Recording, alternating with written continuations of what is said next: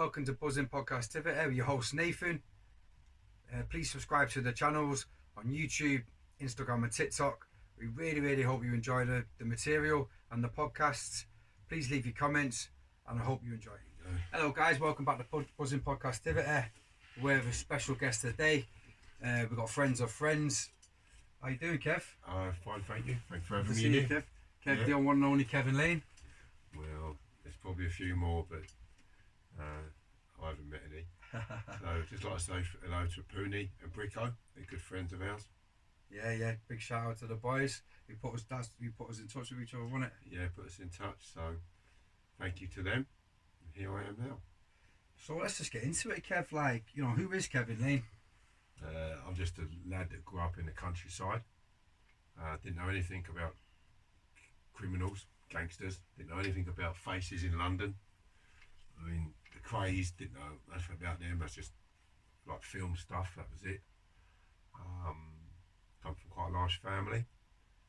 Worked hard as a child, really hard. It's a means to an end, really. So my mum separated from my father. She was then working to bring up 4 kids at the time. What was that? Was that hard? It was hard for my mum. She's a great knitter. She used to get knitted jumpers for war, look like Starsky and Hutch for all those who know. Who know them. I loved the jumpers. I've got to tell you, they were lovely, and cardigans. Yeah. And I'd get my brother's one, which was too small for him, and it went on like that. So I loved the village. Plenty of fields, and we had plenty of youth clubs and church youth clubs and football clubs and cricket clubs, and so there's plenty to get on with a child. Plenty for a young lad, like. Plenty to get on with without the clubs. Playing in the woods, playing on the lakes, in the canals. Yeah, it's great. So, what is Kevin Lane? So, I'm now a convicted contract killer. Yeah, that's what they say. Yeah, he was. There was a big media hype at the time, wasn't it? Like he was the UK's #1 contract killer. That's right, and they say that based on, I think it was the Times or the Telegraph that said that. And that's based on, there's a police informer where in my case there was a couple. I can't mention one, but I can mention the other one, David Smith, and they was arrested for this crime first of all. And in my book, which is, there's no black order in it, so it's all factual. There's nothing, and all the material comes from agencies within the criminal justice system. For instance, the informative information came from Court 2. It was disclosed at Court 2. So it's all public record? All public record. All public record, yeah. And as a result of being named for the murder I was convicted of and a number of others, that put me in #1 contract killer in the country. But it was a media hype, wasn't it? I've done a bit of research on you and spoke to friends, you know, we both share, and they said that it was a big media hype, wasn't it? It was basically trial by media before the internet, wasn't it? Exactly, trial by media. Very powerful, that is. More so, I was tried by media, but a lot of people in prison knew that I didn't commit the murder, and they knew that someone did because he was bragging about it. And that's the way life goes. But I served 20 years in one go. I was released and then recalled back in again, so I've done 24 in total now. Oh yeah. Pooney said about your recall, yeah. So what I was going to say is, it was all circumstantial evidence, wasn't it? It was just basically he said, she said, wasn't it? Like, it's just all it was, Nathan. So I didn't get arrested due to the evidence they had investigated or recovered.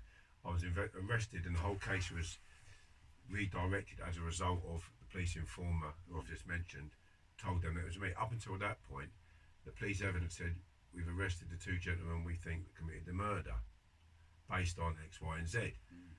factual evidence. Factual evidence. Going around bragging about the murder, showing off a gun in the pub, admitting to the murder to people, like I say, fingerprints found in the bag. Gave the car to a gentleman and asked him to burn it. You know, his statement was, I didn't get till 12 years later, they suppressed his evidence. The gentleman was asked to burn the car used in the murder. And he said that the 2 people, that one I can't mention, and Smith, gave it to him, asked him to burn it. So he was admitting to disposing of a car used in a crime. And they dropped the charges against him, because if they didn't drop the charges against him, he'd have had to been in the dock with us, wouldn't he? Yeah. So 12 years later I got that, Nathan, and I think, wow. And there's lots more evidence other than that. So I just feel for you, man. Like, you know, what did it first feel like? You know, obviously, you know you've been fitted up. Yeah. It's the powerlessness of it, innit? I mean, like, you know, I can't imagine what that feels like, you know, like the powerlessness of having your whole You know this isn't true. You know you're being fitted up, and it's this circus going on around you. Like, what does that feel like? I mean, I want to know the emotions. Helplessness, like you're thinking. Outside, you can do something about it. You can get in the car, you can go for a walk, you can deal with the stress. Locked in a cell, looking at the four walls, thinking, I can't do nothing. My hands are tied. I'm cuffed. I did feel like I was being slapped around the face with a wet fish after I've got into the ring to have a fight, boxing ring. They put handcuffs on me and started slapping me about. That's what it felt like. That I couldn't do nothing, and it was so hard to not muster the energy, but to get the anger away and put that anger into the paperwork. And once I organised that, I was off and running. Because the detective, are we allowed to mention his name? Yeah, Spackman. Yeah, Spackman, yeah. Detective Inspector Spackman, he was well known for public immunity certificates, wasn't it? Was it public interest immunities? He loved them, didn't he? Slapping them on people to sort of tip the balance of the cases, wasn't it? So Sally Chidsoy and Derek Webb. Derek Webb was a former East Anglian BBC journalist. Derek Webb was a police officer from Hertfordshire. Both of them have turned around and said that he signed a statement in David Smith's name, put it in front of the judge as genuine evidence and PII material. Yeah, because he loved them, didn't he? Loved it. He liked slapping them about, because he's done a few people, hasn't he? That's Spackman, I don't think we can mention that, but he has done a few. So what he was known in the area as the most feared man in Watford because of what he just putting people away. He put Khan and Bashir away. They had the conviction overturned of it after the second appeal, but 22 cases reviewed and they found none of them wanting, which is absurd. When you look at my book, you read my book, and the messages I get, so I've got to read it again, it's that good, or I can't believe you've been convicted, and lords have read it, and judges have read it, and so on, solicitors, and they say it's just a farce. Sometimes they don't want to hear it though. Do they look at yours is totally different, but look at the post office scandal that's come out. They know this stuff, they know what happens. Yeah. And it's just like, they don't care really, do they? It's not their life, is it? That's the sad thing about it, because your quest for justice started. When did that start? So did you, as soon as you got fitted up and sentenced, and you landed in the was it Belmarsh, wasn't it? You went to Belmarsh.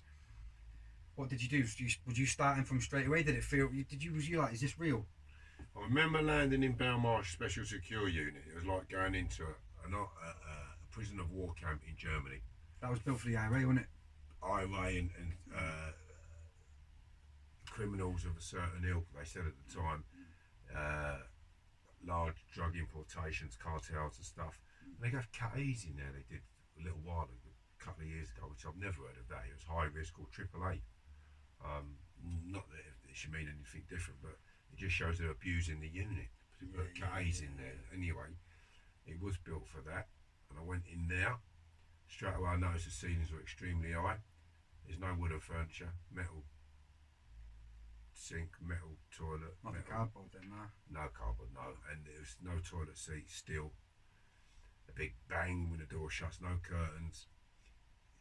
It was real security when you go into the units. Yeah, is this the one where 20 minutes, you get checked every 20 minutes? If you're AAA, you're checked every 20 minutes. Yeah. If you're AA, it's fucking every hour. So which one was you, AA? Triple and double. So, explain to the listeners that feeling when that door closes and you hear the door going. What was it like, man? The bang all the time, metal against metal. I mean, the first time when you've just come back from court, you've got the guilt. What was that like? I remember looking in there, I think, what have I done to my family to deserve this? What have I done to my mum to deserve this, and my kids? Is this going to be the rest of my life? Because I remember at the court they said they wanted 30 years to be imposed on me. I was thinking, 30 years, when I'm 27 now, I'll be 57 when I get out. If I get out on that 60, I thought, well, it'll still leave me 20 years. But that soon goes, isn't it? Life just goes, doesn't it, man? Just goes quick. Yeah, lucky to have got out before the time. But you're still looking young, man, anyway. You're still looking good. Bit haggard. I've done that. This is my second podcast of the day. And I've now got to go to another one, which is 2.5 hours drive. Wow. I was going to say, if there was a podcast award, you should win it. I'm everywhere, aren't I? Yeah, you're everywhere. I don't do as many as I should. You know what? I actually say I don't. I was meant to go to Birmingham to do one for Birmingham Radio. That's been going on and off for a while. There's quite a few that I should be doing myself to interview people. But if I did the amount, Nathan, that I should do, it'd be a full-time job. because I don't chase this type of stuff. It's because I've got an event coming up on the 23rd of February at Cambridge Country Club in Bourne with myself, Peter Fury, Kenny Collins and Matt Legg, the boxer who fought Anthony Joshua. A lot of the staff from Banged Up, the series that I appeared in, and quite a few other people. Tommy Robertson will be there, he's a good journalist, I'm sure people like to question him. A singer from a tribute band who slings his Fleetwood Mac all around the world, they're very good. And of people of that ilk, so it's going to be an excellent night. But that's the main reason I'm doing more podcasts now, to bring awareness to that. Although we nearly sold all the tickets, and there's 300 tickets, so it's going to be a belting night. It's going to be a good night, yeah. I was going to ask you, like, because I've seen all your podcasts, it's a lot of it's about the crime and everything. I want to talk a bit more what you like, you know what I mean, what you like to do. Shag. Go on, lad. Catch up, back up for the time I missed. I'm messing about it. What I like to do, I spend a lot of time with my son when I get him. I spend time now with people that I consider. So I've got a lot of close friends, Nathan, because people say you can count them on one hand, but I can count them on more than two hands. When you've done 20 odd years in prison, you know who you can rely on, and I can really rely on some decent people. Yeah, people talk really highly of you, I know. Yeah. Thank you very much. Yeah. Especially people who talks really highly of you. It's in your book, isn't it? We couldn't find the passage, but move the chapters around. Yeah, but he's in there, so. He's in there. So what happened was, I was at Bashir's wedding yesterday. He goes around fighting everybody Bash, doesn't he? You've seen him on Instagram. Yeah. 110,000 followers, and the kid down there, he goes, there's only 2 prisons I've been in where people didn't speak about you. And I thought, what's the nickname? Lights Out Laney. Lights Out Laney, yeah. Catwalk Kev. Catwalk Kev, Lights Out Laney. I laugh about that now, but yeah, that is one of them. I don't, just a quiet, I have a good laugh, Nathan, that's all really. Yeah, you can see that in you, like, you're just one of the lads and you've got a good heart, you've got a good character, haven't you? You just enjoy life, don't you? I do, yeah. You didn't let defeated, did you? No, never. And I'd always, in the nicks, there's always like, I'd come out and see you, I'd go, what are you fucking up to? Like, we'd have a good laugh, we'd have the crack, you know, and... you used to have your own little pub, didn't you? Proper little pub. Come and have a drink with Kevin. We're getting drunk tonight. And you had to dress up if you wanted to come. Like it was going out on a Friday night. Yeah. Otherwise you weren't, and you couldn't come unless you was invited. Yeah, you couldn't come unless you was invited. Because I didn't want people in there who cause trouble. Yeah. If I knew you was a bit temperamental, and you was in for drinks, so you ain't fucking coming in. You know the score. You're in here for it. Do us a favour. Yeah, do us a favour. Yeah. You don't need that in your pad, do you? You don't need to peel him off the wall, do you? No, bollocks. And the screws and all, like, there's never any trouble when Kevin has a party. When I came out of the unit, Nathan, it said Lane drinks, manage him. Yeah. Like, so I had a working relationship with the Home Office before I came out of special secure units. Right, okay. It caused murders for them because after the escape of the unit, they had heightened security, 74 cameras. It was the most observed unit building in Europe, the SSU. And I got a booze down in there, okay? And they couldn't work out because they search your cell every day. They're in your cell all the day, every day, 2 or 3 times a day, looking in your cupboards. It's about cameras everywhere, checking you every 20 minutes. How has he got a booze down in here? And I did, and then they didn't like that, caused murders for them. Oh yeah, I bet it did, yes. Big security breach, innit? Well, they had the big escape of guns and that, didn't they, before? Yeah, if he's got a booze down in here, you lot ain't doing your job, or he's a lot better than you. 1-0 to Laney. 1-0 to the boys. But that is down to myself and Wayne Owen. Armed and Dangerous. Wayne's a notorious armed robber from North London. Face over there.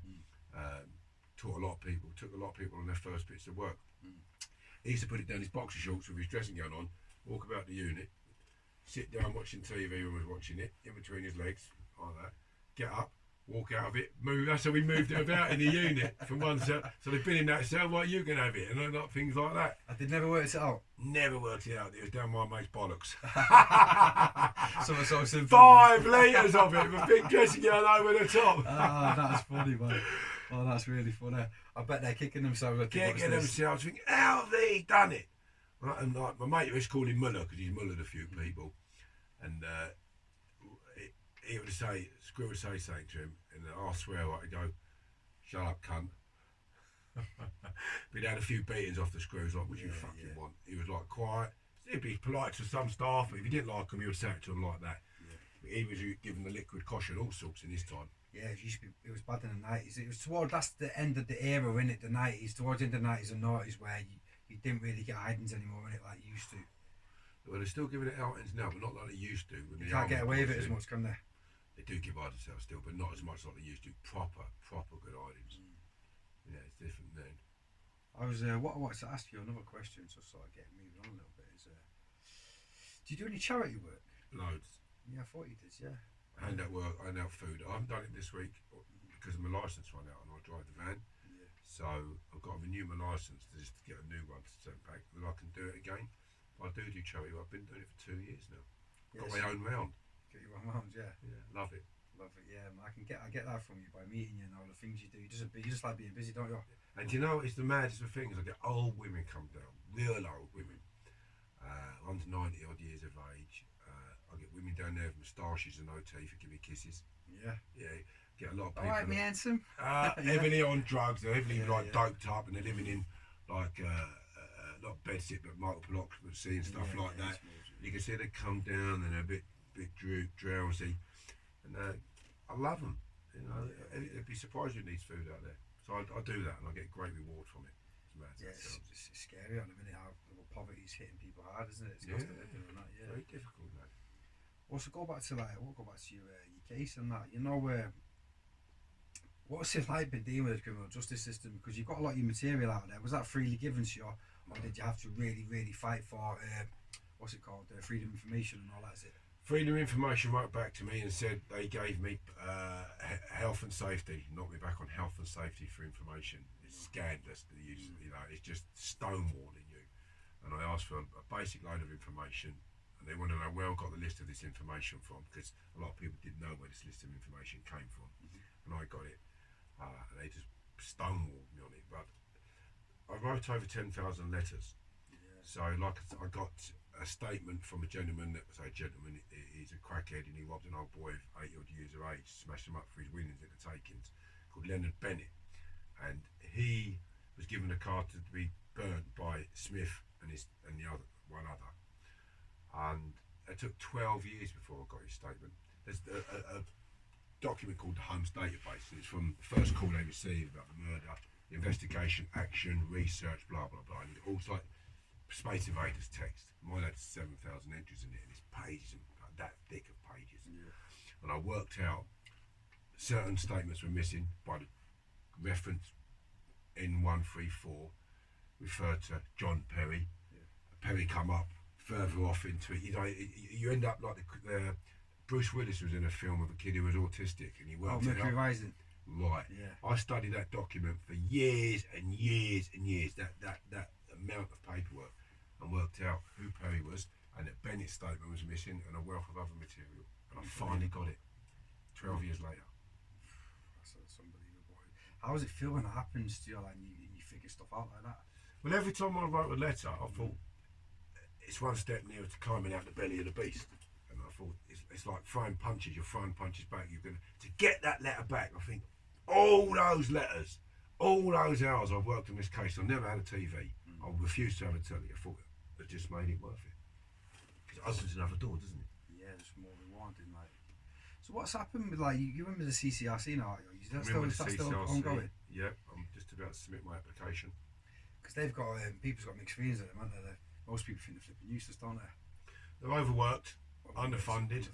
You'll have 40 cases to one caseworker, and they can't research the cases like they should do. So yes, they are not fit for purpose, is what David Jessel said, and he was the former CEO of Trial and Error, which was a miscarriage of justice program years ago, getting people their cases investigated and getting them acquitted. So, and a few other people, judges just said not fit for purpose.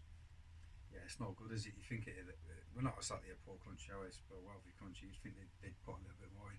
The amount of money they put into putting you away.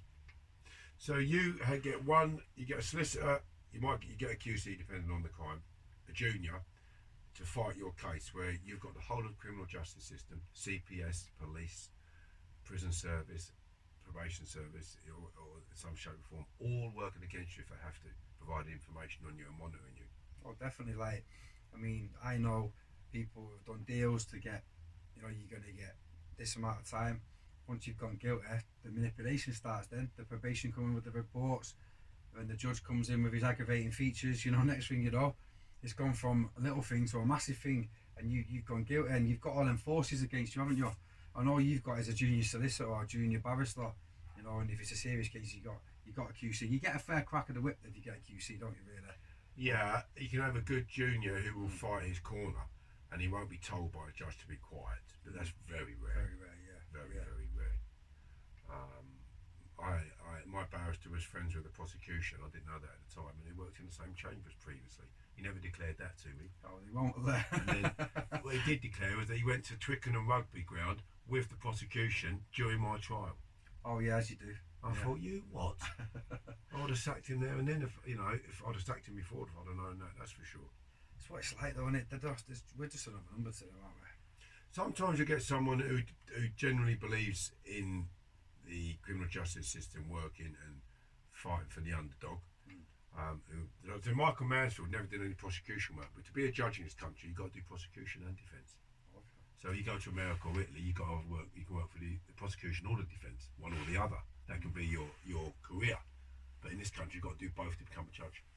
I don't agree with that. No, that's a bit mad, that, because it's just. I suppose they've got to see both sides of it, haven't they? But I'd rather have someone who's just all about the defence and has that frame of mind. You know what I mean? You go into the prosecution, the realms of prosecution, then you start seeing the underhand tactics. So you've got an insight into that. But you know that anyway as a learned QC or KC now, King's Counsel. And you know what's going on behind the scenes. You're in chambers, you're in talks in the judge with PII, public immunity interest, Spackman's tricks, and you're told that's public immunity interest, and the judge said, "Oh, I've told you that is it.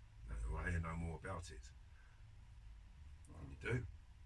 It's the power, it's the weight of power against you, isn't it? It's just too much, isn't it? You've persevered, haven't you? You're determined. You haven't give up. Like, you could have just got out and went, "Oh, I'm out now." But you're not having it, are you? I will not have that. I know for a fact now that if Panorama covered my case, and they said the evidence that was used to convict me was absolute rubbish. The jury in my trial were told that I gripped a gun inside of a bag, and that gun was the same gun, make of gun, that the deceased was killed with. That's damning evidence. And that there was spent ammunition or a used gun placed in that bag. After the fact. After the fact. So Panorama have conducted a test on that and said absolute rubbish. And then I found out that the expert who gave that evidence for the Crown wasn't even qualified to do so. Unbelievable. But Nathan, if you're in the jury and you're told what I've just told you, that's pretty damning for me, is it not? Yeah, well, yeah. Basically, I can sway it, can't it? What's he doing dripping the gun? I got found guilty with a 10-2 majority. It's unbelievable. Unbelievable. And Spackman, in the first trial, he came out and told my solicitor to split the jury. He said it was 8-4. We don't know whether it's for or against, but how did you know that? I believe the jury member, the foreman, was a police officer, and that my jury was always selected anyway. Then we had to pick from a selected jury. Right. So the police dwindled that down to you're up to they was vetted. The jury was vetted to be like sort of lean towards them. You think? Lean towards the right, not the left. That's unbelievable, isn't it, mate? It's unbelievable. Cause is what you've asked me, weren't it? Yeah, you won't give up fight for the cause, would you? I wouldn't. When I got found guilty, I thought I'd just knocked out a fella in the unit. I'd arrived in the unit after it was escaped. And I said I wasn't having the unit because of the rules they was imposing on you, such as walking around in riot gear, giving you 8 pieces of toilet paper a day, squares, to go to the toilet. So you've got to get on the bell and you need more. And I thought, I'm not having this, I'm not having it. I was so angry. So I'm going to smash a unit up and burn it down. And I had a number of altercations with staff already before I'd even got there. And I heard there was an informer in the unit. He's dead now, so I won't mention his name. I knocked him spark out. I sent him to sleep. Lights Out Laney. Lights Out Laney. He was asleep before he hit the ground. I hit him with a left and he was unconscious for about 3 odd minutes. And I was really worried about him. I had to carry him off. And they put me in the block, didn't even put me in the strip cell. But I didn't hit any of the staff. It was just a member. And I was standing over him and I said, no one can say I've ever told him anything now. But that set that record straight, didn't it? And the staff, Gareth Singer, a big screw, he's probably a governor now. He's going, look, Kevin, you've got to go to the block. I went, yeah, no problem. Didn't know his name was Gareth Singer. There's Mr. Singer. I went, oh, Mr. Singer, no problem. Brought me to the block, put me in there, and I picked a pen up, and I wrote a letter to David Jessel, and I thought, this is the hardest fight I'm ever going to have. And that was my first letter of appeal to David Jessel in the block at Whitemore SSU. Wow. 10th of April 1996. 1996. When was you released first time? 2015? 2015, January. It's a long time. 15th. January 2015, on the 15th. How did you get through it then while she was inside? What sort of stuff did you do? I know you was relentless with your appeal work and your research and that. You didn't have a telly. No, you liked. Sorry, excuse me. So you like to brew your hooch and use the man for that. You liked your parties. What other stuff did you do? So the brewing of the hooch, to be able to go through prison sentence and have a laugh like you do when you think you're John Travolta and cry and laughter at someone dancing, you think, oh my God, look at him. To have that emotion release when you're crying and laughing and dancing and drinking and having a right laugh. If you go through your sentence and you don't have that emotion release, how are you going to come out the other end? So the booze was one good point, and I loved my parties. I had the best times.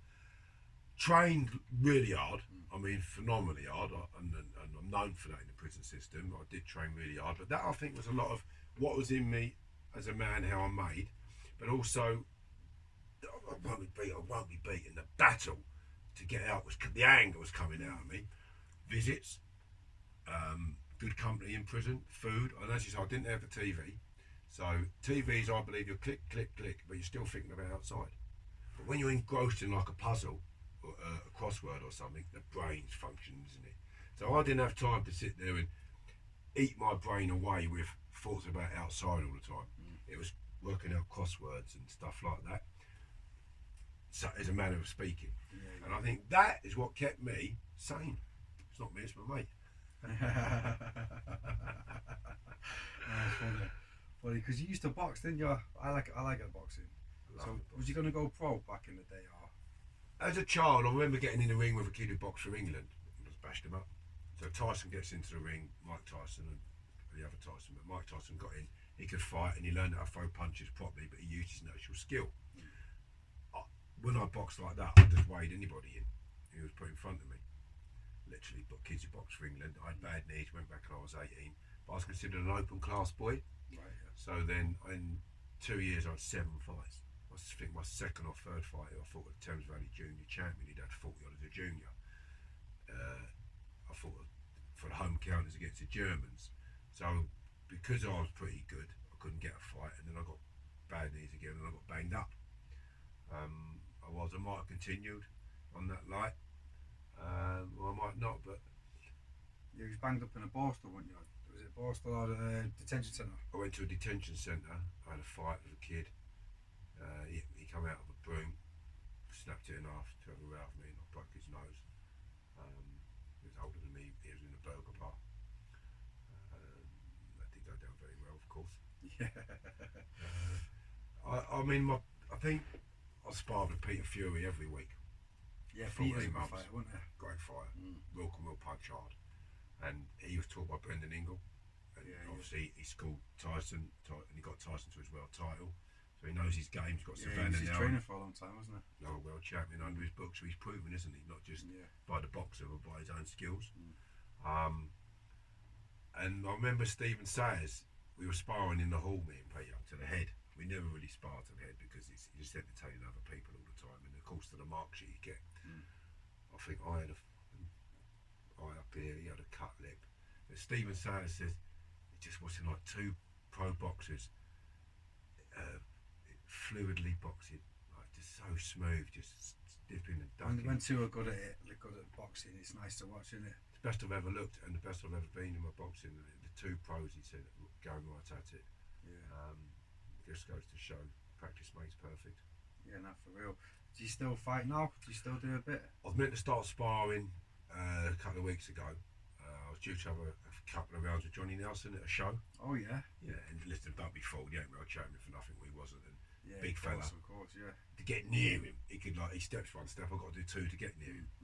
So I was looking forward to that. Yeah. It would have been a good exhibition. And Marcus Lufus from Gogglebox and Big Banged Up, the series we appeared in, he was going to do the other 2 rounds. So the answer to the sparring is I'm going to be sparring again soon. I have to watch it because my knee keeps going. If I lunged and went over there, I'd go until I've got bone on bone.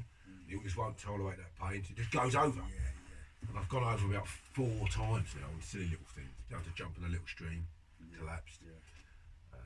That's a shame because it would have been good for your profile, good for you to do some charity fights, you know, the white collar stuff. Yeah, and there's a few people I said I would like to fight. I'm going to have to refrain from that because I've been warned again about sounding like the punches headed. Causing some right damage in my hands. But do it for charity. And it's like, charity, I will play with you and I will hurt you for a number of rounds and I will bash your face up really badly and break a few ribs until you can't continue. And then, But it's all for charity. All for charity. But the fella shot me years ago. Yeah. And I thought, well, we'll do it for charity and I'll smash the bleeding life out of you. But You won't have it. I don't know, he ain't come back to me, but if he does, I look forward to money, that. I'll be straight back at it. So I will be sparring again. It's nice to be fluent and get your shots off lively. Yeah, man. Feel a bit. I did a bit last night. I got a bit of a shine of someone coming with the leading with the head. I told you to stop sparring, you old woman. Got you leaned in with his head. Yeah. I do a bit. You can see that, can't you? Yeah, he leaned in with his head, took me head. Just couldn't see that though, Nathan, until you said that. Yeah, it's probably going to come out tomorrow. But I've got a charity fight. It's like white collar stuff. Where? Gloucester, I think. It's quite a travel for you, isn't it? Because you're up north, aren't you? Yeah. So Gloucester in the 20th of April, I think. I've not got the date yet, but it's just white collar stuff. Yeah. Do you use the rowing machine at all? Yeah, I was doing 300 metre splits, 300 metres on the rower, then straight onto the skier, rower skier, and I was doing 10 rounds, so I was doing 20 rounds altogether. You don't go for 3 rounds solid, for a 3 minute solid, 1 minute rest on the rower. Is that what your advice is? What do you pull at? What do you pull at of an average? About 7. No, if you got it on 10 on the side, what's your average per 500 metres, your maximum? 140. Alright then, so I want you to go 155 for 3 minutes. Yeah. Alright, minutes rest, 155 for 3 minutes. But if that's too easy, come down to 150. Okay. Alright, so that will get your heart and your heart, lungs, lactic acid build up goes through the roof, your legs and everything going because you're using everything from your toes to your eyebrows. So I used to pull it that's good, I used to pull it 142 on 10 for 3 minute rounds, 12 rounds. That's some good going, that. Yeah. I'll get you fit. I used to have John Barber and Colin Gunn, and they're big lads. Oh, if I'm not even Colin Gunn. Yeah, I mean they're big lads, but I trained on the rower for a lot, and I did a lot of powerful training to be strong for long periods of time and fit. But the rower opens your lungs. So does running uphill on a runner incline, as high as it would go for 3 minutes, as fast as you would go. Watch your lung capacity just go like that. Yeah. Just expand your lungs. So when you're on flat, your lungs can go right up there, get the oxygen in to recover and keep going forward. And also when you're fighting on the rower for 3 minutes, going hell to leather, okay, you'll be able to go hell to leather for 3 minutes in that ring without stopping. Right, yeah, exactly, yeah. If you're in front of someone for 3 minutes or 2 minutes, they're in trouble. You're out of trouble, yeah. Try that. Try one. I'll try that. Thanks for the advice, man. I bet you say 10 minutes. Yeah, I'll win now, and I'll dedicate it to you. Like to Kevin. Yeah, no. I'd come down and see you, Nathan. It's a long way, Gloucester, for me. It's about 2 hours, 2.5 hours. That's a long way I'm going today. So let me have the date of that. Yeah, I'll do, we'll chat on Instagram. I'll stay in touch with you, and drop a few dates, what's happening, and what I get into it. More for the mental health side of it, like it keeps you focused, doesn't it? Weightlifting does do it for me. Just doesn't do, it's boring, isn't it? Yeah. I mean, each to their own, but yeah, it's not for me. I have to do a lot of chin-ups and press-ups and stuff like my Olympic bar. I like to high pulse clean and presses, so I do a circuit on that before my knee was bad. So high explosive movements, fast twitch, yeah. rowing machine, chin-ups and dumbbells a lot. It's a lot more fun, isn't it? Yeah. It's a lot more fun. Horizontal shuffle. It's a very good exercise. It sounds like 5 mile run. You get the old pork dagger stiffy and off you go. Top shagger. Drill. Well, I can't get past 30 seconds here. Well, we won't say no more about that. Oh, funny. Wanted to ask you, what challenges are you setting yourself? I mean, I know you're doing loads of podcasting. What challenges, like, there's this talk like they're going to do a movie, isn't it? The Lennox brothers have written a film about me. It's in its final stages of editing. So if you're a chef, you want to see the ingredients of something to see, and you go, oh yeah, I think that'll make something nice. But you still want to taste it, don't you? So the New Amsterdam was given my film, and they said they want to be involved in it, but they can't do nothing for a year. That's too long for me. So I said, now let's get it finished, do my final edit on it, and then give it to the next person. And so I'm going through it now. There's a few bits in it that timelines are different, and a couple of things were written that I didn't say it. I said I said it like this. So my final edit is going through it now.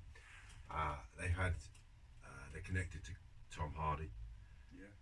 I reckon he'll play you quite well. I think he'll play great me. There's quite a few people that they're connected to. Leo Greggs, and I've had a few producers approach me. I've been asked for someone already said they want to write it already. And I said, well, come up with a budget. I said, it's a bit too small, the budget. Always comes in its millions. But one of the actors who was penciled in to play a part in mine was £8 million if they got him. So I want that type of budget. So if that one actor's that, and it goes over the roof, the budget's a lot higher, isn't it? Of course it is, yeah. And then obviously my payday's bigger. It's all about the money, isn't it? Of course it is. The money. It's your life, you did them years. Yeah. So you've got to get something out of it. I really hope that goes well for you, man, because you know there's got to be some cloud of silver lining, isn't there? Yeah, and I'll do so much good with that money.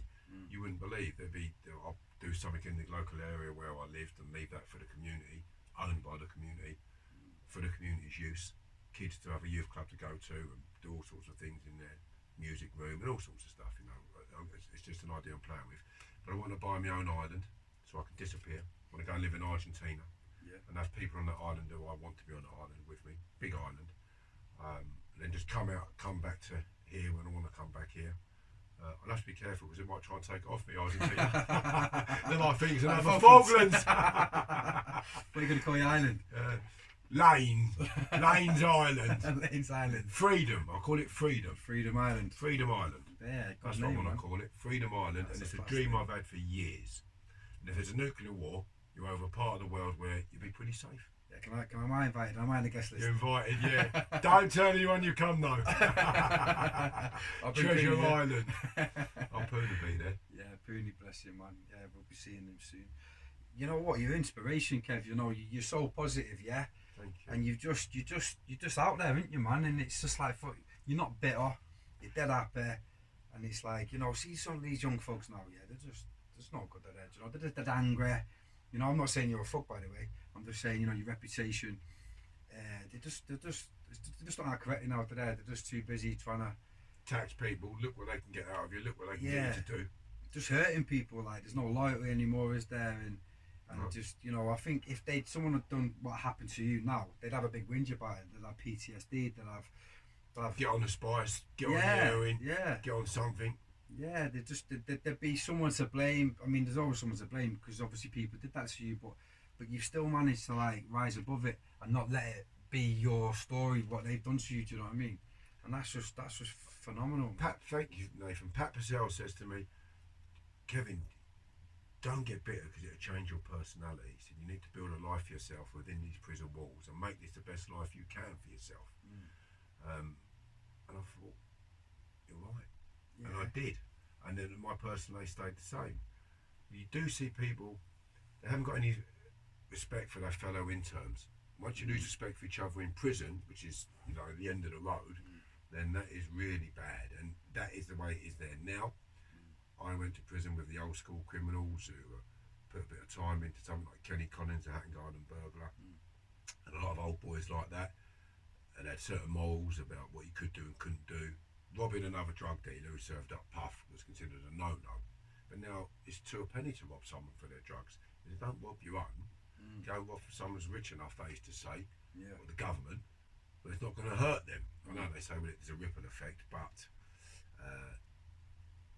there are rules then, and them rules are there's a ripple effect when they stop people's benefits and stuff like that. So it's you know, what goes around in it. Like the old school, you know, the establishment was the enemy back in the day, wasn't it? Now it's each other. Yeah. You know, working class are fighting working class. It's terrible. You know, there's no unity anymore, is there? Like you know, everyone's trying to step on each other. It's just madness. Yeah, man, it's no good. It's just I'd like to be a part of the old school. You know, obviously I'm 35, so you look well for that, didn't you? Pardon? You look well for that. Thank you very much. Yeah, you do. Yeah, I didn't have you at that. No, you thought I was younger, did you? Yeah, I did. Yeah. Touch, having a bit of that. Having a bit of that. Check the DMs coming. Yeah, man. I wanted to ask you because I love boxing. It's my favourite sport. Who's your favourite fighters? I loved Marvin Hagler. Yeah, amazing. Yeah. I thought Duran, Tyson Fury. Fury's special, man. Like, for a man of his size, what he's capable of. He can really box left and right going back. When he boxes, he can box. instead of mixing it. You know, whatever decisions, he had good and bad fights. But Tyson Fury, Black Tyson, Zuma Nelson, who's lots of boxers. You know, there was 40,000 boxers in our country about 45, 50 years ago. There's 1,500 of them in this country now, something like that. Terry Marsh, I think, was a great boxer. He played me in a called Cognitive Dissonance. It's a trailer. No, Terry Marsh played my boxing trainer in Cognitive Dissonance. But he was undefeated. Yeah. World champion. Oh, I've not heard of him. What's his name? He was in the army, Terry Marsh. He got done for shooting Frank Warren. Oh, yeah. But undefeated. Undefeated. Boxers Because like Frank that. Warren had him over, didn't he, or something? Yeah. Well, there's a rumour about that. I can't say what. Yeah. It's nothing to do with us. Well, you know, you got people like Prince Nazim. Oh, yeah. Excellent what he would be able to do, and a lot of other boxers like that I really respect. Yeah, Hatton. Kawasaki's one of my favourites. Kawasaki. You can go on, couldn't you? Yeah, go on. You've had some real special fighters. It's a shame. My nan was really good. Don't mess about my nan. Bend the bars, my nan. Benny Smart Circus. You send her down the pub to fight I for said, you. oh, do you see my nan? My nan's coming. The pub with empty. What about the old school like Lenny McLean and all that? I mean, if he hit you, you take off like Yeah. Bruto would hit you, wouldn't you? Yeah. I met Bruno recently. Yeah, he's a nice fella. You know, like Brutus and Popeye. Yeah, You know, like he goes bosh, did he? Yeah. And like he said, take off to it, Mars. If he hit you, he had hands like that, didn't he? Yeah, he used to like getting hit. I watched something the other day. You get hit. Oh, lovely. It's just really go turn him on. You know what I mean? Like, Great big husky voice on him. Yeah, oh, lovely. Yeah, loves big it. man. Yeah, Fight. They're it's tough huge. boys back in the day. Yeah. I mean, look at the BK now, though, Nathan. These lads, it's far greater now. The bare knuckle boxing. bare knuckle boxing. I mean, it's brutal, Yeah. but it's giving a lot of lads a platform. I do think it takes away from the professionalism of boxing, where you'll have pro boxers in there boxing, doing a skill rather than brutalness. Yeah. And they're getting paid more sometimes on the BKK. People want to see it. It's a blood sport, isn't it? Some people want to see the more ruthless side of it, don't they? They do, but I mean, Little Man, he's a little dwarf. He was under Bouncer was managing him. Had 80,000 views, pay-per-view at $5. Fair play to him. Yeah. Getting a fortune. Yeah. You never would have thought that would overtake a pro boxer in his day, would you? No. But he's making a bloody good living out of it. Yeah. And I could never get my head around that, really. No. It's just there's a lot of that now, isn't there? Like with the boxing, there's a lot of it's more gimmick fighting now, isn't it? Like gimmick fights, podcasters, you know. Ben Hatchett, look at him, YouTubers. podcaster, great living out of it now. Yeah. And I've seen him go from when he started fighting to being windmill to boxing. So he might go white collar next, and seeing what he can do is a skill rather than a brawl. Yeah, It's skill and a brawl what he's doing. But I'd like to see him have a go at proper boxing. Yeah. I think it'd slow the pace up. It wouldn't be so rushed, would it? It wouldn't be so male like milling. Yeah. Wouldn't be milling. It'd be make them miss, make them pay. Give us a kiss. You know how to do that. Oh, you kiss someone during the fight. And they get them like, oi, oi. Oi. Anyway, close. I think I love you. I can't ring me. Fuck it out, mate. Elbow me in. Yeah, bastard. Yeah, man, you're funny, Ken. What's the future hold for you then? What's your plans? I mean, you got anything? You know, I know you're a big podcaster. You got the movie. You've done the book. You just rearranged the book, haven't you? Yeah, this one I'm looking for Pooney's quote now. I'm going to do another book, a second book about my life when I came home from prison. That'd be interesting. I was tortured by my ex over seeing my son. I'm going live with documents, material that I've got. I can back up what happened in court and stuff like that. I want it on public record. I want to write a book, a section in my book about that. There'll be a lot of men and women that have suffered at the hands of domestic abuse when it's absolute crockery. It's awful, man. It's awful. How some people suffer is abused. So it's been abused against me. So I'll be writing another book about that and a number of other factors that I can't go into at the moment. That's going to be taking place soon. I'm doing a voiceover on this book as well. I'm now handled by Elite Commerce Group Limited. They look after 3 governments around the world, 75 Amazon Sports. So if you go on my YouTube channel now, there's loads of material going on there. I've got a video clip editor. I've got someone else who does my social media, so they get all my videos, and they can tell what part of the video or the podcast was viewed the most, and they will put them together to make one big one. Oh yeah, yeah. Things like that, and there's that's what's going on. Yeah. I'm going into production with my booze, my hooch. Yeah, that looks good. I've been watching them videos. I think it's class. You have to Cheeky send me some down. I said I don't drink anymore. Only joking. I give up the drink. Just getting a bit of trouble. Well done. Well, if you don't work with you, that's it. Don't drink it. Yeah, it's no. That's the thing with it. Yeah, if it's not good for you, I'm sober now. Yeah. Brilliant. So I used to get in a bit of scrapes, bit of trouble, you know. But yeah. If you know your demon, stay away from it. Stay away from it, yeah, because it's not when it's no longer fun. Stop it, innit? It was fun years ago, but yeah, I'm done with it. Good. Well done, you. So have you got? Thank you. Have you got any people coming forward? Then I think you have to sell your liquor, haven't you? I have, yeah. So it'll be on Amazon Prime. Wow. I was asked to go into a production with it. There's a lot of money when you go into production with someone else. Right. So we are now looking at brewing it ourselves. With getting the vats and stuff like that. We've been looking at them. You know, you can have on the front. You got to wear your best.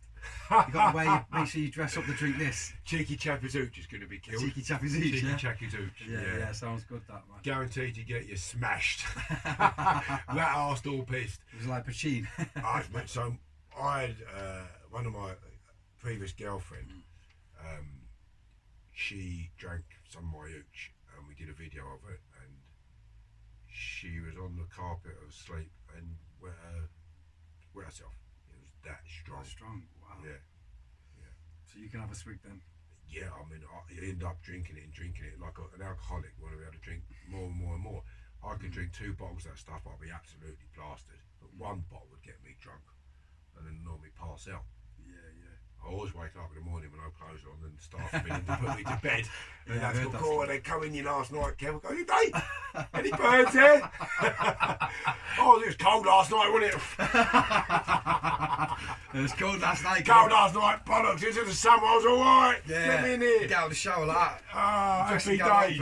When they're putting you to bed because you're naked on the floor. Yeah. I didn't know anything about it. Boss gone over. I used to go, apparently, I used to go, here we go. And that means I knew I was passing out. But I don't never remember saying that. And I went over. Yeah, any big lumps in the head? No, but John Toomey, he did a podcast with James English. He had a drink with me. John had a pub. He's known for being a drinker. He spent 2 days in bed after drinking with me, but we did have a good session. And he goes, I've never been so drunk in my life. He went over in his cell, smashed his head on the table, knocked himself out. And if you see the James English podcast with John, you'll see the way John is, right? He's funny cows, right? He's a right funny fella. And it's one of the best drinks I've had, and John's one of the best men I've ever met. I say if I had to do Jen, I like to do it with you because it seems like you had a good laugh. I always had a laugh, Nathan. Bloody, and with anybody who was decent. If you was an arsehole, I wouldn't have nothing to do with you. You could be that big, you could be that big. If your heart was good and I liked your morals, we'd have a crack. Have the crack, definitely. I don't care where you was from either. Black, white. The terrorist was difficult with the Muslims terrorists, Islamic terrorists, but I had some laughs with some of them, and that's mad to say that. But you're in the trenches with them, and you're in the kitchen with them, and so like Terry Conaghan, for instance, he got done for killing Georgie Davis. Not Georgie Davis. Georgie Davis is a Palawan. He got done. He was innocent, Georgie Davis, but. What was I just talking about?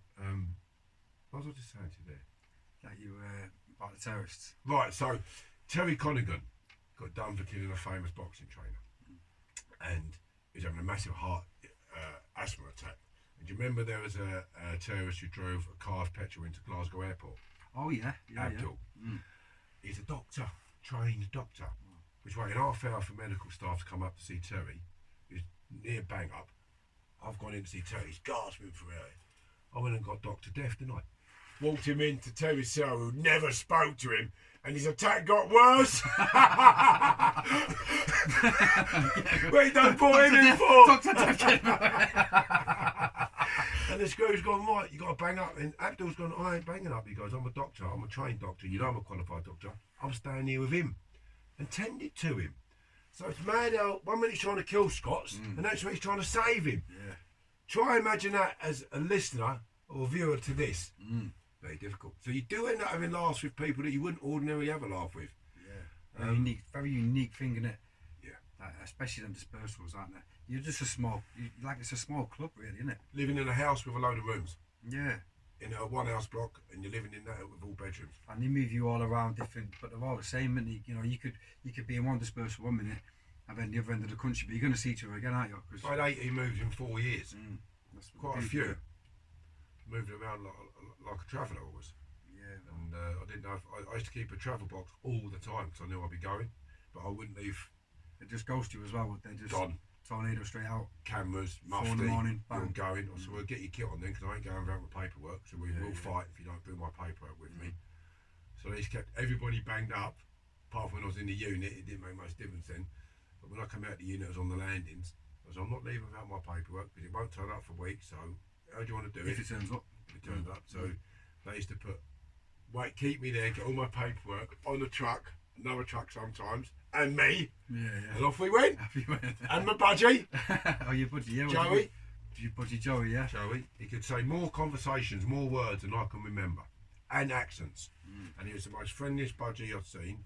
Mad for talking. He used to climb up here, put his beak on here to get the vibrations of the tones. Yeah. The only time he bit me was when I used to try and get me away from the booze. Yeah. To bite your I heart. like to drink, did I? I'll never forget this, Nate, right? He had the run of the wing. He used to fly about, and he'd know you, he'd come and see you, and on your shoulder, you go, all right, Joey. It's like trying to talk to you, or he would talk to you, and he'd say things that you've taught him. And they'd go, Kevin, come get Joey. We was in the governor's office. Yes! He used to go back and forward. Not banged up in his cage. I said, bollocks, he can get out. And I said, come on, Joey. He used to come in. That's good, that is. They've stopped it now, haven't they? That? Sad, really, isn't it? Sad because you're in a cell of another living mammal. And so here we go. So when Joey used to eat, I'd go, nice. So when I started eating something, he'd say, nice. And he knew that he associated that with when he was eating, when I was eating. So he was, in a sense, talking to me by recognising what I was doing to what he does.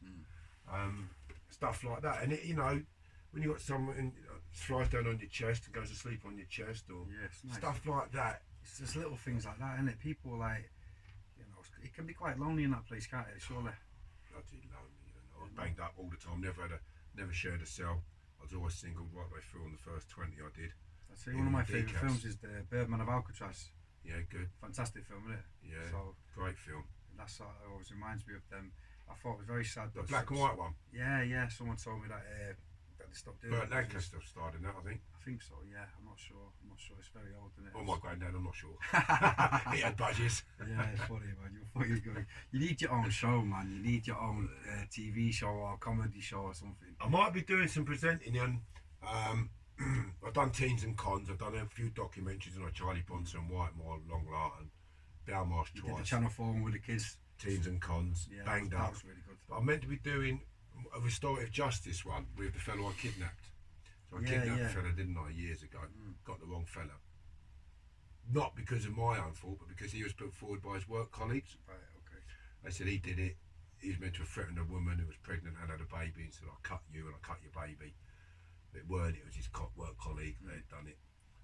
So I kidnapped him. So they were on about doing a documentary about this.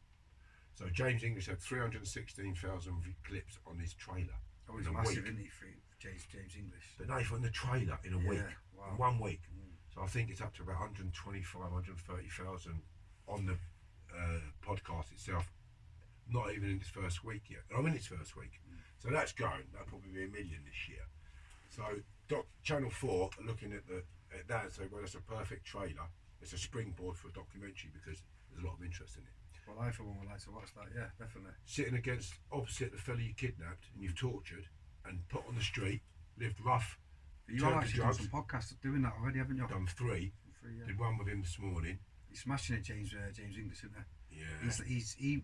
He started out very basic and now he's absolutely up there, isn't he? Yeah, he's done. He had a hard time himself, James. Works very hard, like a lot of the podcasters do. Yeah. Like yourself, you've got a taste for it. Hopefully, you'll do well. Thank you. Right, but I want to say to you, right, be careful who you get in here because sometimes you can get stereotyped casts. Try and get people in of interest, not all criminals, like scientists. Yeah, well, I want to do stuff like what I'm going to try and do is homeless people, you know, people with a story. Describe, you know, there's a guy in America who does it. No one's really doing it over here. Just people who's got a story to tell. You know, everyone's got a story to tell, and I think people need advice. You know, people with mental health issues. You know, people who's turned their lives around and stuff like that. I don't really want to go down just the criminal route. Good. But obviously, I was put in touch with you, and I know you're such a strong character. I've really enjoyed meeting you today. And Pooney put me onto you as well. Do you know what I mean? And I'm glad he did, because you're proper, right? Thanks, Dave. Well, hopefully this will do well for you, and man, people who enjoy the content. There's a lot more to being in prison than just violence and stuff. You know, there's camaraderie. Yeah. There's a lot you can learn from others in there. Where I feel like I did learn from my sentence. I learned a lot about compassion, because I had a few deaths in there. I see other people that lost loved ones. I hear someone on the radio today and I go, oh, poor soul. You do learn compassion, because you can meet the best of the best, Nave, can't you? And the worst of the worst.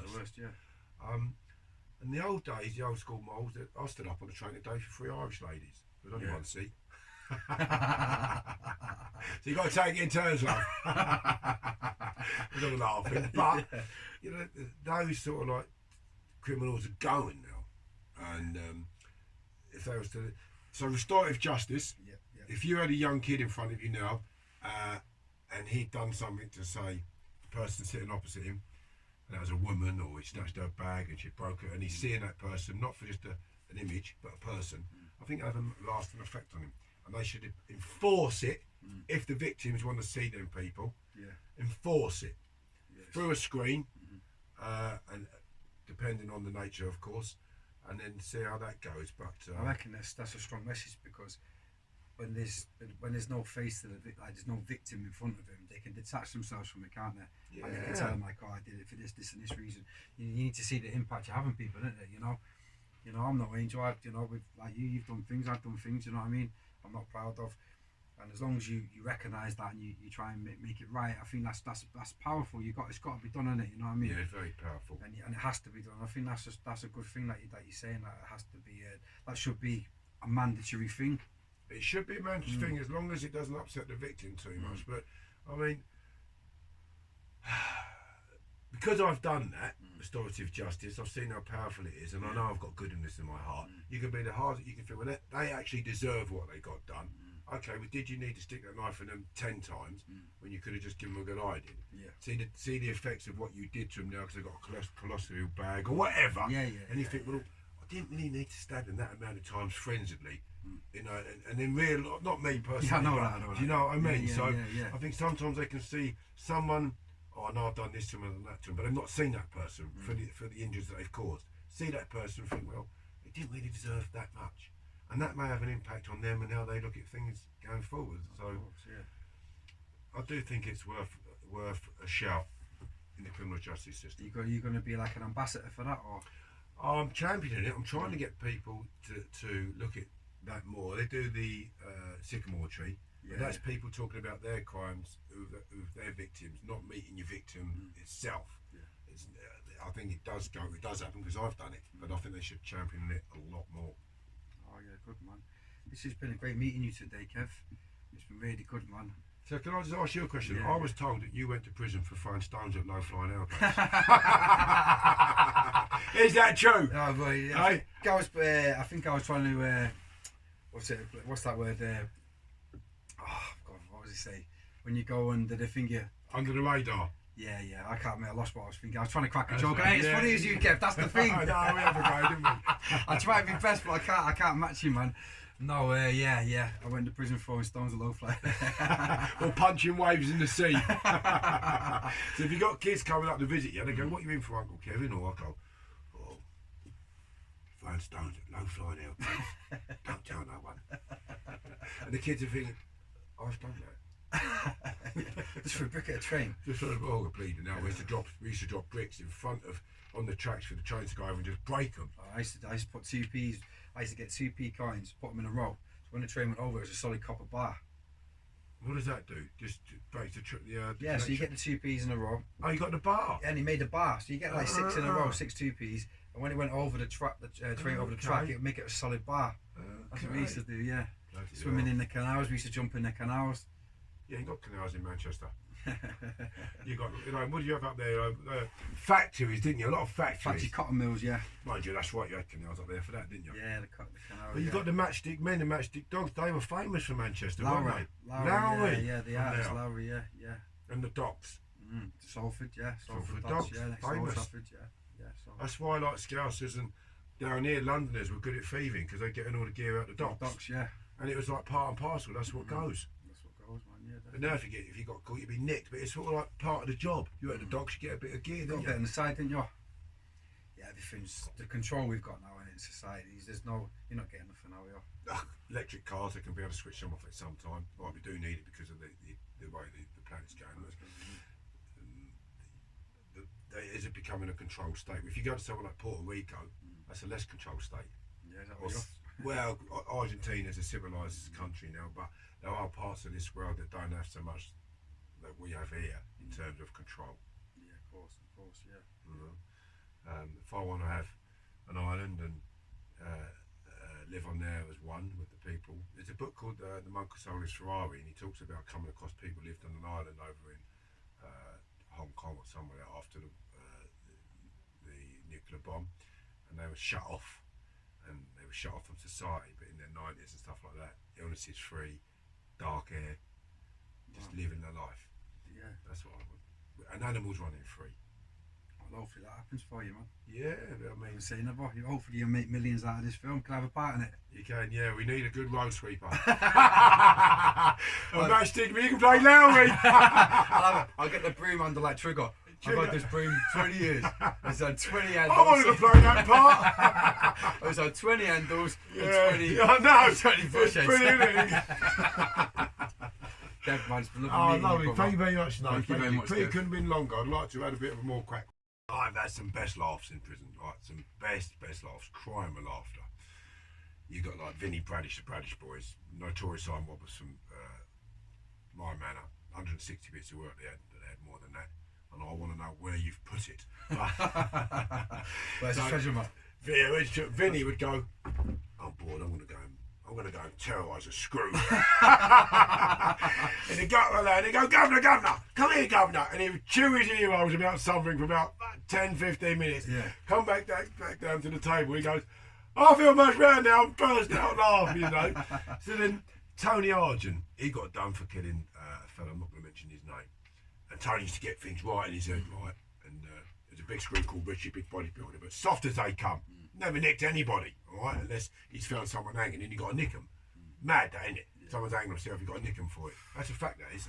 So he wanted to go out to the servery, and where the servery was the laundrette.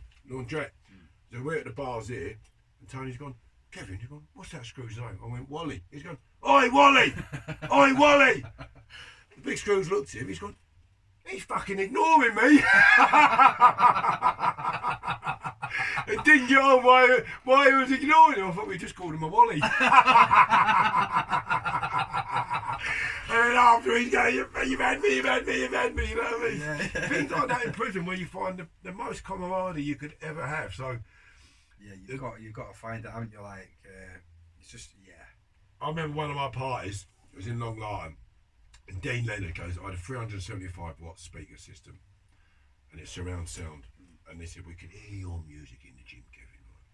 And I remember we had a temporary PO, principal officer, called CM, don't they? And I've heard the door shaking like this, right? It didn't come in, shaking. And there's me, Ray Betson, Martin Valentine, Teddy Avis from Liverpool. I know Ted. Ted, right? I know was Ted, there. Malcolm, a few people. I'm not mentioning the names because I haven't got their permission, but a few other people in there, right? And he was in there, Rookie Lee and all. I've opened the door. There's a screw looked like Uncle Fester. He was the wing. Uncle Fester, the child molester. Yeah. He was the wing. He was the temporary principal officer. Oh, it was lagging. And it was Friday in Long Lartin. You stop work, open at 1 to get your canteen. You had from 1 till 7 off. What a time to have a party! Yeah. You got 6 hours, right? So by the time this PO's come the door, he's got a sea of screws around him. But down here was a dead end. Like little rabbit ones, you could touch the walls. Is that like, I didn't like coming down there, the staff. Yeah, But about it's that line, yeah. 6 cells each side, and then it's dead end, and the door goes through to the other house block, but it was locked off. You can't see through it anyway. So I've opened the door. I've gone, don't worry, P.O., it'll be over in a minute. Smacked him on the head and shut the door. He didn't know what to do. He walked down the dead end. He had all the staff behind him. They had to turn around and come back that way. Yeah. But they said, Lane drinks, manage him. He's no bother. He's good for the wing. He don't suffer falls easily. He don't like paedophiles and rapists and stuff like that. He's good for morale. They said, manage him. So I had a working relationship with the staff. Lane drinks, manage him. And he said, don't tell Lane black is white because you'll have a problem. If Lane says he's going to do something, he will do it, and he uses extreme violence. I'm not bragging about that. So I had a working relationship with him. They said, well, if I said to you, if you come to my door, I got on the bell, and you come to my door, which this has happened, I was in the unit at the time, and I said to you, Governor, or Nathan, I said, Nathan, you know when two boxers are in the ring, and the bell goes off, and you goes, yeah. I said, the bell's just gone off. Go and get your kit on. And I walked back to the cell, I took my mum's knitted jumper off, and come on, let's go. And then they'd have like a couple of squads coming, one to come in and wear me down, and another one come in. So we'd get fighting like that. So when I come out the unit, they thought, God, he's knocked the load. I knocked the shield man out, fractured his jaw, his helmet come off at the ceiling, had to pull him out by his feet. They were trading with me, hitting me with koshes and all sorts. And I think, well, listen, we don't know what he's like on drink and violence. He's happy. He goes to sleep. There's no bother. There's never any trouble when he's drinking. Look who he's got in his cell as well. He's got a load of major figures in there. That geezer's 20 stone. He does 220 key bench press. They're all capable blokes. They're no bother, and they all bang up on time. Yeah, yeah. And we like him. Yeah. So it was sort of like, they like you, they let you get away with it. There's some they don't like, they wouldn't let you get away with it. Right. Well, they say, right, and then I'd get too comfortable and say, move him. He's having too many parties, move him. And I'll be gone. Yeah, and he'd be gone. I'll be gone. So let you have a little bit of fun temporary, like, and that'd be that. Working relationship. I said, I live here, you don't. So when the staff would come and say, turn your music down, I say, do I come around your house and tell you to turn your music down? That's right, isn't it? Yeah. And they're looking at me, I say, I live here, you don't live here. Yeah. Do you want me to come around your house and tell you to turn your music down? And they're thinking, is he threatening me? I wasn't threatening them, I was saying by way of example. And so no one moaned about my music either, because I was playing Motown or Soul. I wasn't playing the boom, boom, boom, boom stuff. I like the Motown, yeah. Coming through the walls and bothering you. You know, like, do I come in your cell and bother you? Well, don't come in my cell and bother me, mate. Yeah, of course. Can you turn your music down, please? Yeah, right. So, you know, it's a working relationship like that. Like that jungle, mate, it rocks your socks off, doesn't it? Not bleeding good. Yeah, it's giving me a frigging headache. Yeah, you can't be a bit of Motown Northern Soul, can you? People would shout from the other wings right now, say, Kevin, turn your music up. Because you'd watch a bit of Motown while you're watching a film. Because they play nice music like that. Relaxing, isn't it? It's relaxing Motown. Relaxing. No, I always love Frankie and Benny's. You've been there when you play the Motown. Yeah, yeah. Teddy Avis, right? He was next to me when I had that 375 watt speakers. And the walls were shaking, to be fair. And he come up to me the next day and goes, fucking hell, lah. Yeah, fucking hell, lah. I used to wash the pots with him in Strangeways. Good cook, him, you know. Yeah, yeah. Bloody good cook. Yeah. Funny. Yeah, he's good stuff. He's right funny, Ted, isn't he? Yeah, he's sound, yeah. Real funny. Like, I was crying laughter once, one Christmas. It was up on my bed, breakdancing, right? And we were all laughing at Teddy because he can be so funny. And he said, Kevin, he said, God, bleed now. He said, he got left on repeat. I think that was what ruined it. So, yeah, I had some good times in there, I must say. Even in the worst of times. Yeah, yeah. I had some good times. You got to have, it's a horrible place, isn't it? Like, you know, I know you're not in the rush to go back, are you? I'm not in the rush to go back. So, for instance, like, there's I'll be sitting chatting with you, right? And I do this sort of stuff quite a lot. And I go, Miss. I say, Miss, come in, please. She'd come over. I say, do you know what, Miss? I said, he said you look like his ex-girlfriend and he still loves her. You're like, where did that come from? But the bit where I say, and he still loves her. Yeah. But you love her then. Yeah, she's right. And you don't know what the bloody hell's going on. That's gone. She's gone, like, you know what I mean? Or like, so have I seen you on X Factor? I went to a new. Seen you on Crime Watch? I've seen you on. I've seen you on Battersea Dogs Home. Oh. I've seen you in the Love of Dogs. There's some pretty girls in the prison service now, isn't there? There is, yeah. Go. Yeah. I've had a young girl message me saying, look, I'm going into the job, can you give me some advice? And I said, where you going? She's told me. And I said, well, look, you're going to get a lot of men play up to you. Of course, yeah. Because they're starved of human affection. They're getting corrupted now, aren't they? Saturday week, you know, and they have relationships with the lads all the time. Give them conjugal visits. Families will stick together. They won't have 3 or 4 dads. They give a man something to come home to look forward to, instead of getting on the drugs when his old woman's left him and she's shagging his best mate. Exactly. It's Or not something good. like that. It's not It's good. supposed to be. You're supposed to look after family ties, aren't you? It's not, the conjugal visit should be over here. It happens in Europe, doesn't it? And a lot of men stay together. But I just say, quite quickly, my book can be purchased on Amazon, okay? And we've got 1,000 copies just ordered, hardback and soft. That'll be ready on the 19th or 20th of this month. The company that look after me have just done this, so we'll be selling them again. Done 2,000 books. Gone. Like that. I'll do a few hundred each month on Amazon, more than that sometimes, every month. Yeah, Really, I'm really read good. it. I've not managed to read it yet. So. It's the naked pictures at the back. It seemed to get a lot of attention. And it was cold. And it was cold. You've got she was this girl, so I was with her, Sue Allen. Oh yeah. Got a very strong girl, her. Very strong, right strong, real good girl, that strong girl. Always happy. Teddy Avis introduced me to her. Frank Bruno's in there actually. Peter Few's in there. A load of people in there. Pictures of them and such. So. Yeah, Ted got another sentence a few years ago, didn't he? I think he's finishing that one out now. Oh, did he? How long did he get then? He got another 20. No!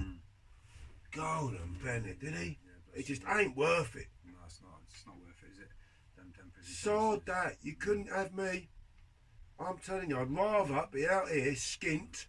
And I've been there tomorrow times, me, Nathan, of late, where people use my conviction against me. They owe me money. Normally, I'll just get them by the throat, put them in the boot of my car. And then they pay. So I'm not hurting you for no other reason. Yeah, be back inside when you're Back inside, and they just keep sticking fingers up at me and go out. So I'm going to get my money back off one of them for sure. He thinks he ain't, but I'm going to. I'll just put some debt collectors on them and start applying the pressure in the right manner, and then getting it that way, because he's signed contracts in solicitors and stuff. He does owe me the money. It's not like it's not drug money. It's property money and stuff. Yeah. Business money. So I want that money back because it comes to a few Yeah, quid. you need your money, don't you? Charge of £55,000. I want that back. Of course. I won't have to go around and get my nan's pension anymore. You will have to go bin dipping. I won't have to tie her up, will I? I forgot to untie her one weekend. It was a bank holiday. She was thirsty. When I got round there, that straw that went to her mouth on the bottle was run out. I love my nan. Oh yeah, no, you're funny, man. Oh, you got some real crude jokes, man.